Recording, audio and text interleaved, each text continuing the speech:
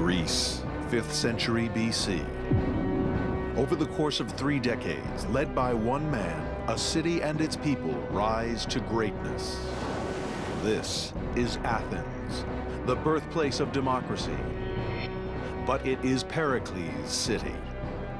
Pericles decided that the best way to leave an indelible mark on posterity was to completely alter the skyline and appearance of the center of his city, Athens.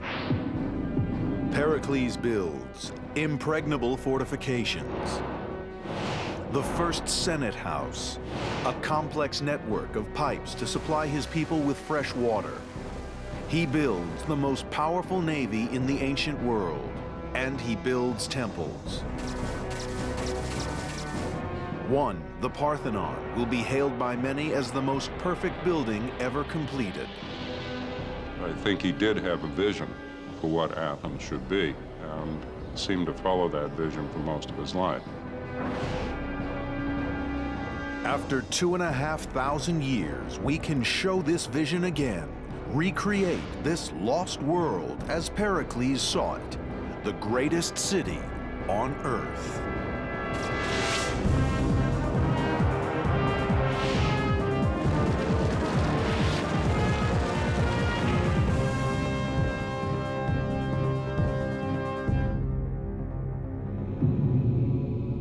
In the 5th century BC, from the hundreds of competing states that make up ancient Greece, one man leads his city to greatness. The city is Athens, and Pericles is not a king or prince, but an elected man. His power comes from the people and from his own single-minded vision. The story goes that when Pericles' mother was 8 months pregnant with him, she knew that she was going to have an extraordinary son who was destined for greatness because she had a dream that she gave birth to a lion. And for the ancient Greeks, the lion was always a symbol of leadership. To be a successful politician and statesman in Greece, he needed to be a military leader, and he needed to be an effective speaker in the assembly. And he was clearly both of those. Pericles not only contributed to Athens becoming a leading power, I think he was the main creator of that power. Pericles wants to send out a message to the world that Athens is supreme, the capital of a new empire. He will deliver this message by building. What he intends is the most costly and ambitious construction campaign undertaken in the Western world. He needs to fund it.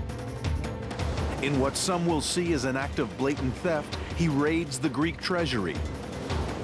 Money, which should have been used to defend all the city-states in the region, is diverted to the glorification of his own city. And work begins on the Parthenon. Built to honor the goddess Athena, it will become the most imitated building in history, an inspiration to engineers and architects. It will take 8 years to build, cost the equivalent of $100 million, and use a staggering 20,000 tons of the finest marble. The Parthenon is arguably the most influential building in world history. You cannot go into any city in North America or Europe, or indeed most of the world, without finding a 19th century bank facade, parliamentary building facade, or law court building that isn't in some way influenced by the Parthenon. The Parthenon is a very special building because of the visual impact it has on you. When you go up there, it's first of all huge. Solid marble. There's not a straight line in it, so that it has a lightness and a sense of movement. When you stand on the Acropolis and look at it, it seems almost afloat. The image of the Parthenon is familiar to us, but 25 centuries of war, weather, and history have reduced this building to a shadow of what it once was.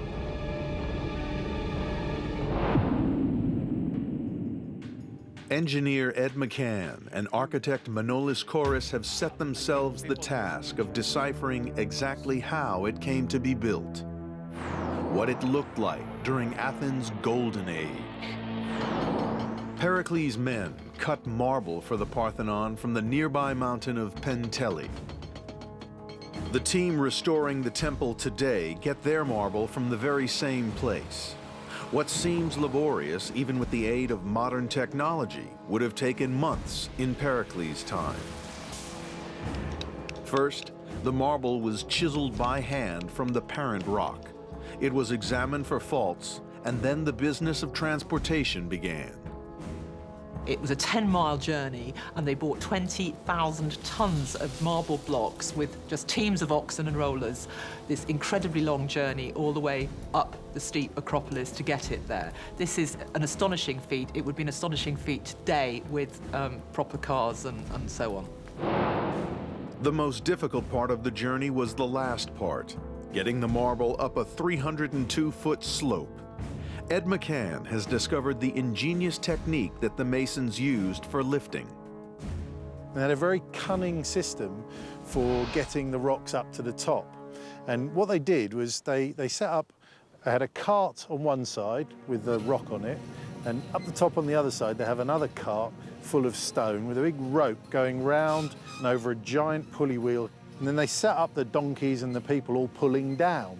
And so they pull down and lift the rock up, and then at the top they're able to unload it, and then they bring the horses up here, they put a rock on that side and they bring it back up and down like that. So it's a counterbalance system. The size of the challenge becomes even more impressive when Ed and Manolis calculate the weight of the marble. The individual blocks were vast. So they had 8 cranes dotted around the Parthenon, and these were timber cranes, and they lifted these pieces up into the construction. And the biggest piece was 13 tons, so about the biggest 8 pieces weighing 13 tons each. The cranes were immensely strong, capable of hoisting a 13-ton column. They were also very simple in design. 2 wooden beams were connected by an iron bracket, and ropes were passed through a pulley block at one end. 200 men were employed on the site itself, but around the city, thousands more labored to support them. Masons, molders, founders, rope makers, transporters. Manolis, are these the original pick holes? Exactly. Second stage after bringing the stone from the quarry.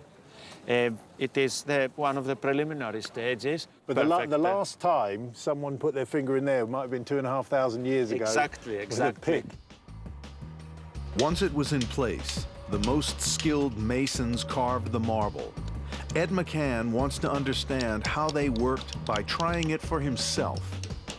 The key principle that underlies working the stone is working from doing rough cuts with the stone through to gradually getting to finer and finer stone cuts. And that's reflected in the tools that they use. So that the tool that they used for rough cutting was this double pick. It's difficult to lift and it's difficult to aim. I'm reliably informed that if you were any good with this, I could move 200 kilos, that's about twice as much as I weigh, in an hour's work with one of these. Now, as you got into the stone and you needed to get finer and finer, you needed to use ever smaller tools. And I can put them exactly onto the bit of stone I want to hit, to the nearest millimetre. It's much, much easier to use, and I can't really go too far wrong. But of course, I don't get very much off with this. It would take me 2 weeks chiselling away, basically reducing the marble to dust before I'd move 200 kilograms. Once the columns and drums had been finished, they needed to be fitted together. So this is where the original stones were put together, and these were iron clamps. Exactly. The clamp is missing, but you see the bed of the original construction. And this would have been underneath, so you wouldn't have seen it. Always. So it was underneath the bottom of the exactly. column. Hidden by the next course, yes. I see. Okay. Today, damage from pollution means that the Parthenon needs extensive restoration. As Ed McCann hunts for clues about how the stones were originally put together all those centuries ago, he gets exclusive access to the work that's being done now. This is the modern restoration work that is going on. And although it's different to what they did in Periclean times, there are some similarities. I mean, first of all, the column drums themselves are the same, and they're lifted up, in this case, by a great big iron and steel crane. In those days, it would have been a timber one. And you can see in the middle there a little metal spigot sticking up. Nowadays, that's made out of titanium, but in Periclean times, that would have been wood. And that's what helps you to center this thing. So when you lower it in with a crane, there's a little hole, and you line them up, and then you know you're exactly centered up. Each wall, each column is evidence of extraordinary skill. The stones are perfectly positioned and seamlessly joined. You see one of the best preserved joints in the Parthenon, because this column was never destroyed by any event like bombardment or earthquake. In these joints, you couldn't get a piece of paper in there, could you? The outer structure required 46 of these 13-ton columns. The result was a building of unparalleled grandeur. Today, it is impressive, but as it stood in Pericles' time, it would have been breathtaking. Not just the exterior, but the interior, which has long since vanished. Our investigators will now concentrate on that interior and try to reveal it as its builders first saw it. Because the Parthenon once held the most spectacular statues ever made. What Pericles builds on the Acropolis is, in its time, revolutionary. It is at the center of his program to reform, remodel his city. This program is startlingly ambitious. It is also hugely successful. Pericles will change his world and help define ours. Pericles managed to get his dream to come true, which was to build all those beautiful temples on the Acropolis and to have his name on our lips 2,500 years later. And it appears that in his lifetime, these buildings were even more impressive, even more beautiful. Ancient writers describe the Parthenon's interior with awe.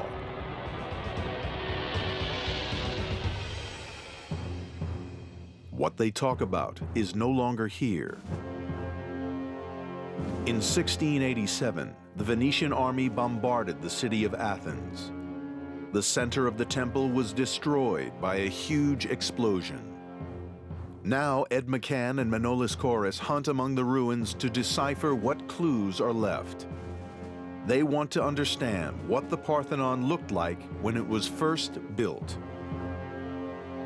This is where a Venetian cannibal smashed into the column, bang, and the lines of stress fly out and a big chunk of the marble falls off. And they're all over here. We see one there, one there.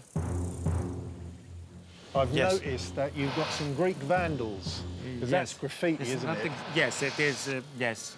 One of 230 graffitis in the Parthenon, many of them of historical value, pertaining to people thanking God for being saved in the sea after voyage back to Athens, and so on. A Greek sailor would have gone out in his ship, and if he'd had a successful voyage, he would have come back to the Parthenon, climbed up here, and scribbled something on the wall saying, "Thank you very much, God." Exactly, yes. Fantastic. Amongst the graffiti and the bomb damage, they spot other markings, traces of pigment that suggest this whole structure once looked radically different. The conventional picture of a Greek temple is one of clean white stone, but it appears that the Parthenon was once covered in color. So the Parthenon was actually painted when it was Yes, it new. was painted. It was a principle in ancient architecture to cover the buildings with paint, even in marble. We can now recreate what it looked like. Gleaming white columns were topped with gables of blue, red, and gold. In fact, no other Greek temple was as intricately colored as this one. In addition to the painting, there were stunning sculptures. There were 92 statues. One frieze carved into the marble was almost 520 feet long. And the sculptures that adorned the gables were colossal. I think the Parthenon is remarkable because if you look at the sculptures, and we can these days see them from behind and see that they're beautifully sculpted in the round, yet once up in the building, they could never be seen. It's hard to explain that, except perhaps the pride of the artists, the sense that they were doing this in honor of the gods and perhaps in honor of the city. Pride of workmanship. Pericles intends that anyone entering the building will be intimidated. This is not just a place of worship. It houses the state treasury and also the ultimate symbol of the city, an enormous statue of the patron goddess, Athena. Engineer Ed McCann has been trying to find the place where the statue, long since destroyed, once stood. And Manolis is a bit embarrassed to tell me where the statue was because it's right underneath that rather horrible crane, is where Athena used to stand in all her glory. Will you put Athena back as part of the restoration? It's impossible because the whole thing was destroyed, completely destroyed during the fire in the 3rd century AD. Records suggest that the statue was 30 feet tall. It was clad in gold and ivory. And because it was inside the building, it could only be seen from close quarters. Any onlooker would feel dwarfed.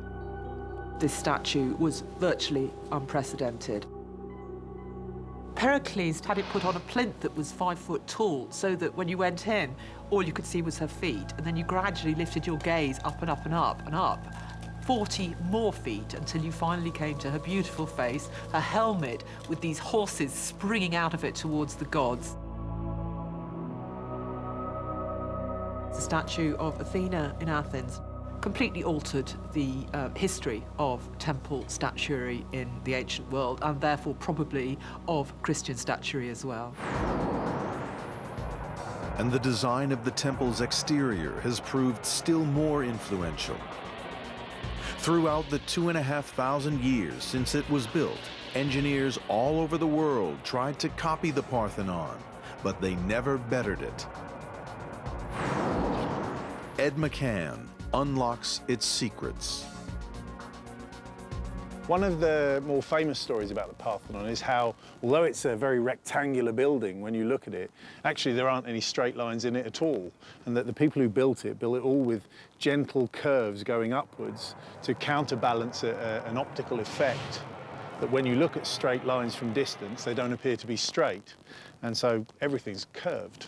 And to show that, what we've done here is we've taken one of the main steps here on the Parthenon, we've put a string going from corner to corner, and here I am in the middle of the Parthenon. We can see that there's maybe 4 or 5 inches here of sag relative to the top of the step.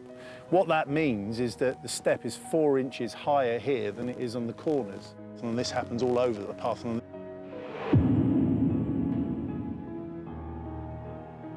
It is now possible to bring together decades of research and, using the latest graphic modeling techniques, rebuild the Parthenon.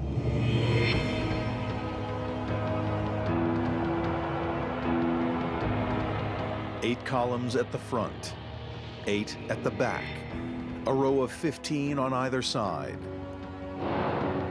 Traveling through the temple, you'd pass through a porch, into the 100-foot-long sanctuary of Athena, into the treasury at the back, and out through another porch made with 6 columns.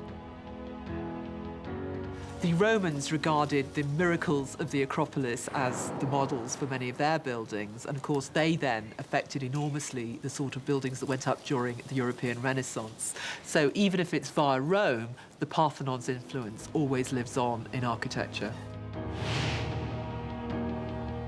This one building alone would have been enough to guarantee Pericles' place in history. But he will do more. He is bringing a radical, fundamental change to Athens. A new set of buildings will transform the whole city and its people. Pericles will build democracy.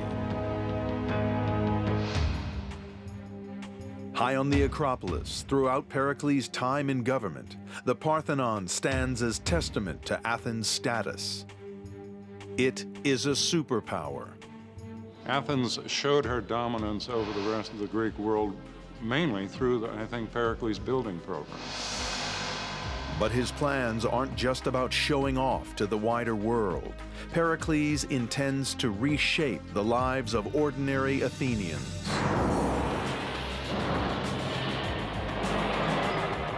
The focus of his building work shifts from the religious sanctuaries to the city below. Like modern-day Athens, it is a busy center of trade. At its heart is the Agora. The Agora was extremely important. It's a marketplace, it's a political center, it's a social center. It's basically the middle of town in all respects. Today, the Agora lies in ruins. It has in the past been attacked by barbarian invaders and built on by private homeowners.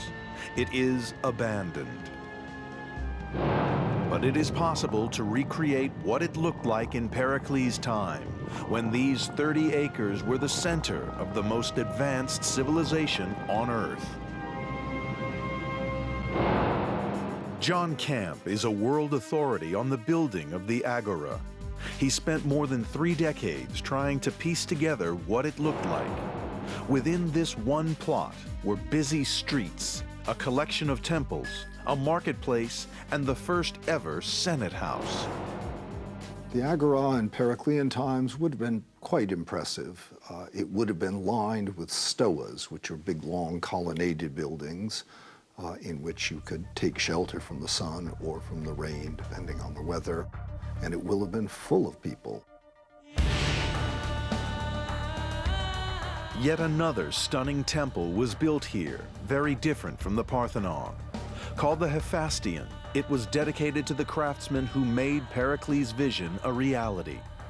By making this gesture, Pericles was acknowledging the root of his power. It lay in the backing he received from his people.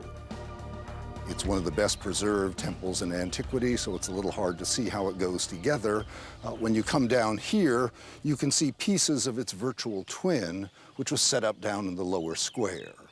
And from this, you can see that the building is made pretty much all of marble. No mortar was used. The individual pieces were held together with iron clamps, such as the one you see here, and iron dowels. And you can still see the piece of iron and a little bit of the lead used to hold it in place, along with the pry hole used to get the next big block in place. This here is a step block, and everything above here in that direction would have been the second step, so all these marks would have been covered. The Hephaestion stood on the edge of the Agora, but at its center stood the council chamber. To build it, workers leveled ground, created artificial terraces, and built into the rock. The building techniques used were tried and tested, but what happened inside the building was revolutionary. This building was the birthplace of democracy. These walls here are all that remain of the old council chamber, built in about 500 BC. It was a very simple building with mud brick walls, a columnar facade to the south, and a bunch of wooden seats for the councilors to sit on. A rectangular antechamber led to a large main hall. At its center, a timber roof was supported by 5 columns. 500 Athenians would be allotted every year, not elected, just picked out of a hat, to serve as the senators. The form of democracy they used was very simple. The council would present the people with issues for discussion, litigation, taxation, or whether to go to war. Then the actual decisions were made by the people. They cast their votes by dropping a pebble into a terracotta pot. The council chamber can be compared to the U.S. Senate, but instead of allowing career politicians to dominate, it was expected that at some point in his life, every Athenian citizen would serve. Most democracies today are representative democracies. Athens was a direct democracy. We can compare it as a working system of government to something like a New England town meeting, where everybody in the town goes to the meeting and the decisions are made by everyone. Pericles' Athenians also developed a way of preventing any one individual from gaining too much power. Ostracism is something we don't use anymore. It was kind of a reverse election where the Athenians had the opportunity once a year to vote somebody out of office. And the way they did it was by writing the name of the man they thought was a threat to the democracy on a piece of pottery. And the Greek word for that is an ostracon. So it was essentially being exiled for 10 years by vote of little bits of pottery.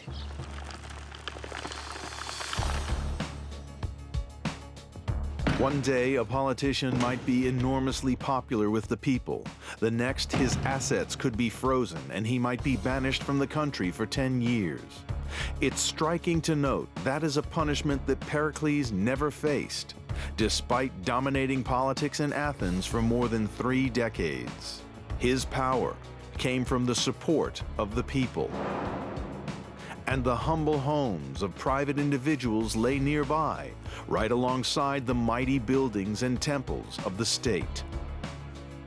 We're in the remains of a fairly typical Athenian house. This wall here going back in that direction there, that area is the open courtyard. They're very simple, they're very modest.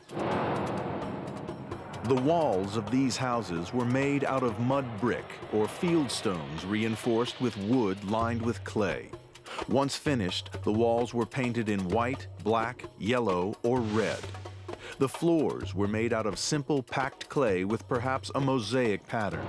Houses were built to face inwards toward a central courtyard, and each citizen was expected to connect his own home to the city's water supply.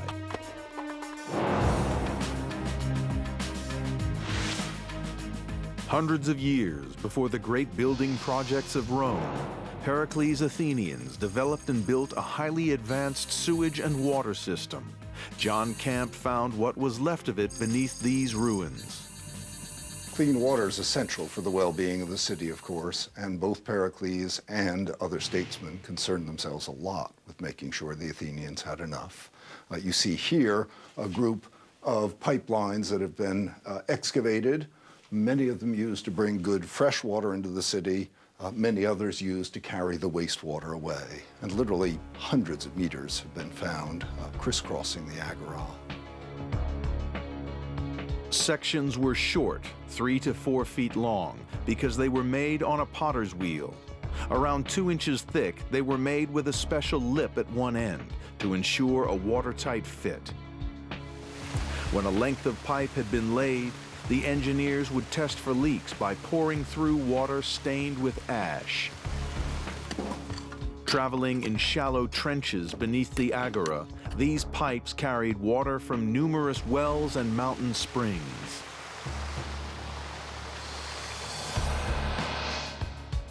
Pulling all these elements together, the temples, the houses, the marketplaces, the civic buildings, and this highly innovative sanitation system, it's plain to see that Athens was a model city. Under Pericles, it thrived. The challenge lay in maintaining this success.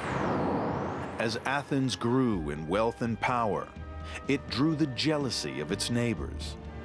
Pericles had to prepare for the day when the city would come under attack. The city of Athens undergoes a transformation. With their backing, Pericles leads his people for more than 3 decades. Every year for over 30 years, he was re-elected head of the Board of Generals. Every year he was elected like that. He never, ever, ever failed to get that position. As Athens booms, this military side of Pericles' authority becomes more and more vital. Tension mounts with Sparta, the only serious rival to the power that Athens holds in Greece. Pericles realizes that he needs to prepare his city for the possibility that war will come. Athens' existing defenses guard a large wedge of land, bounded by a pair of long walls and 2 miles of shore. It becomes clear that should Spartans attack, this is simply too great a line to defend. The Athenian forces would be overstretched and vulnerable. Though Athens is 5 miles inland, Pericles knows that the sea is where its power lies. Greece is mountainous. Overland travel is difficult. Most of the city's trade happens with the island states of the Aegean. So Pericles focuses attention on protecting the route to the port at Piraeus. He builds a 3rd wall running straight to the harbor. This wall creates a defensible corridor. Though narrow, it means that whatever happens, Athens is connected to the sea. Even by modern standards, this would be a major public building project. Like the construction of a freeway, the building of the wall forces its way through private houses and farms. It crosses rivers. It divides communities and separates people from their land. But to Pericles, the disruption is a price worth paying. Athens has to be ready to fight. Today, nothing remains of Pericles' wall, but this fortification at Agostina is very similar. It provides investigators with the best clues to what Athens' long walls would have looked like. The wall that he built would have been of smaller stones than this, I imagine, for 4 meters or so, 12 feet, and then above that, mud brick for another, say, 3 or 4 meters. 2 external stone faces were filled with rubble. Above the foundation lay low stone called socle. On top of that, there was mud brick. The walls were about 16 feet wide and 30 feet high. They were 8.5 miles long. It was Pericles' intention that they would be unbreachable. The key to that lay in the way they were manned. Weapons expert Mike Lodes has been investigating the way Pericles policed these defenses. He would rely on a rapid reaction force of mounted troops to travel up and down their length. The Athenians recruited 300 cavalry. Now, that's a fascinating direct link between Pericles' long walls and cavalry.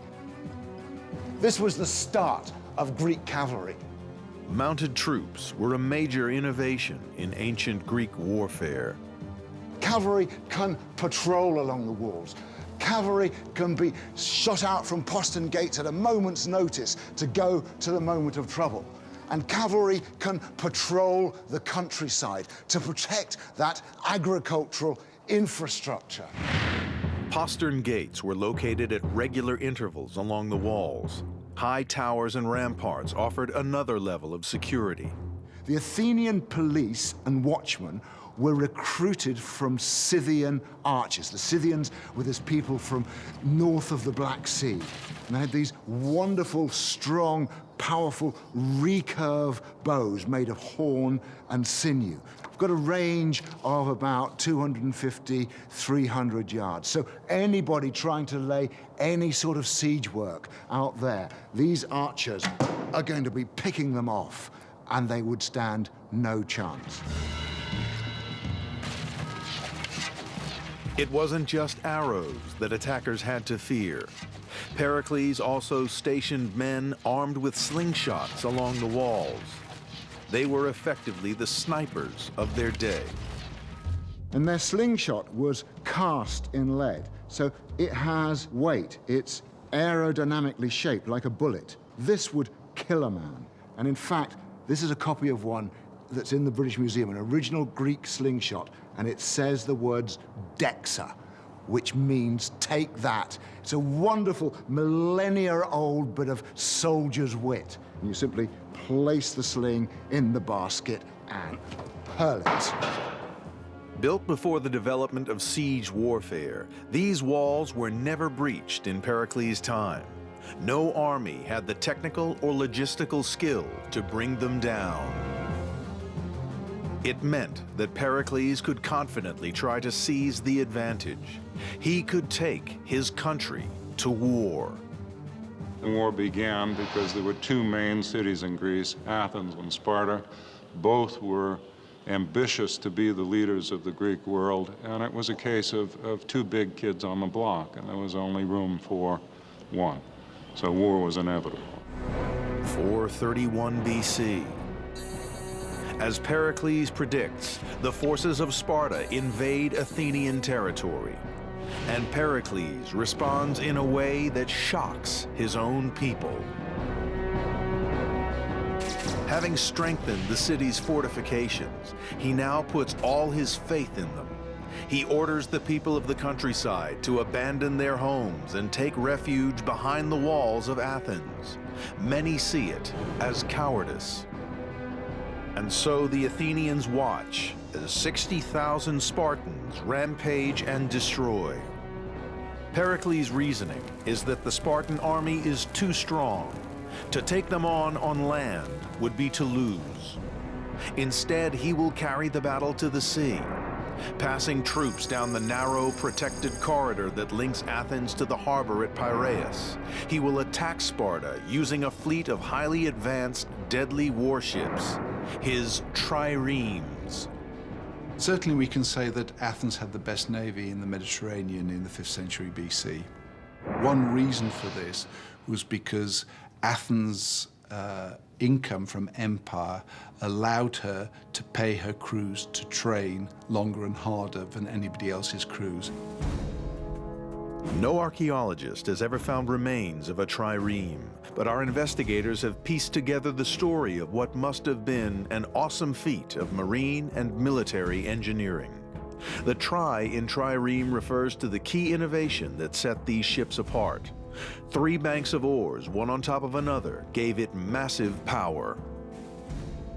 Earlier oared warships had rowers at 2 different levels. By adding a 3rd level of rowers, you got half as much power again within the same length of hull. So it made the ships faster and more maneuverable. From ancient drawings of the triremes, the designer's intention is clear. They wanted to use this extra power to brutal effect. Boris Rankov believes that the front of each ship was reinforced to make a ram. The ram was essentially a projection at the bow of a ship ensheathed in bronze with cutting edges on, and this was used to ram into other ships and knock holes in their hulls. So the trireme was basically a guided missile. The idea was that it would penetrate the hull of an enemy ship, cause maximum damage, and then move off. Success was dependent on the skill of the person at the helm. To work effectively, the ram had to impact at a speed of 10 knots. And if it was too late or too early, the trireme's vulnerable sides would be exposed. Boris Rankov believes that the ships must have been built from an extremely light wood. Flat out, they could probably manage something like between 9 and 10 knots. A ship of 50 tons with 200 men on board, traveling at nearly 10 knots, is really quite impressive. Only by investigating the remains of ancient boathouses can experts estimate the size of triremes. They may have been as much as 120 feet long. Boris's reconstructions make it clear that their deployment required a massive amount of muscle. 170 men in 3 files, each man wielding an oar up to 13 feet long. Pericles' fleet was vast. Accounts from the beginning of the war with Sparta suggest that he had 300 ships at his disposal. With around 200 sailors per ship, that's a navy of 60,000 men. And there were other people on board each ship. Each one also transported soldiers called hoplites. Disembarking at strategic locations deep in Spartan territory, they would have quickly done damage to their enemy, then sailed away. Weapons expert Mike Lodes reveals the kind of tactic the hoplites used in battle.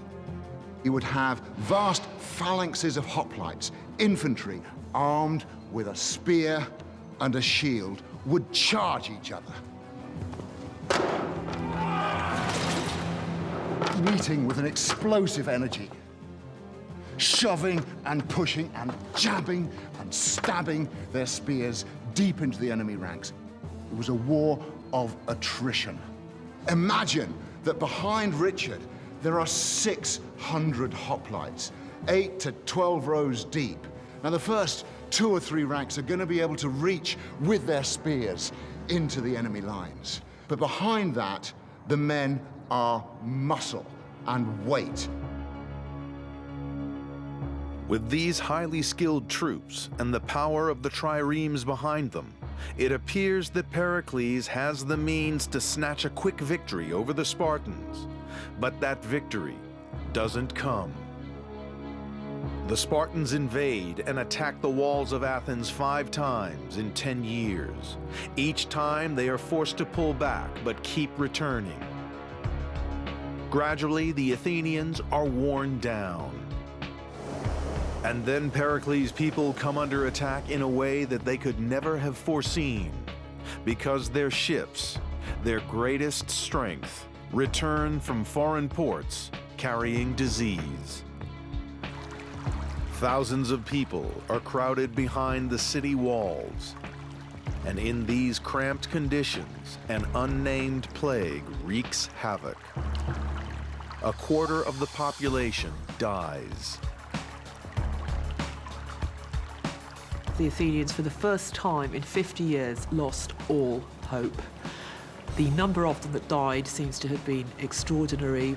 The physical suffering that went on, people didn't die for a week or 10 days. Bits of their bodies rotted and fell off. They coughed their lungs up. They were covered in disgusting rashes. And there was probably an absolutely appalling smell of putrefying corpses on top of the smell of the foul water which had happened because so many people were confined within the long walls, and the sewage. Pericles did not escape. The man who had built the Parthenon, nursed democracy through its infancy, fortified his city, and led it for decades with vision and daring, was as vulnerable as anyone else. He died. No one has ever been able to put a name to the disease which caused so much destruction.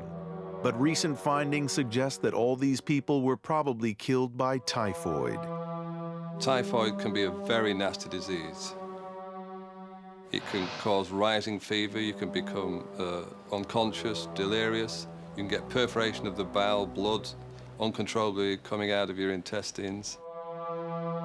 When Pericles died in the plague, it left a huge hole in Athenian political life. And this left a power vacuum that all kinds of probably less able people strove to fill. Athens was physically and psychologically beaten. Finally, in 404 BC, after vicious internal fighting and a series of military disasters, the city was forced to surrender to the Spartans. Though the defenses that Pericles built had never been overcome, his city was humbled by its bitterest enemy. It had taken 30 years to build. Within one generation, it was brought low by war and disease. And yet this doesn't detract from what Pericles achieved. The city he built set a blueprint for Western civilization. Its influence can still be felt. Its legacy does not diminish.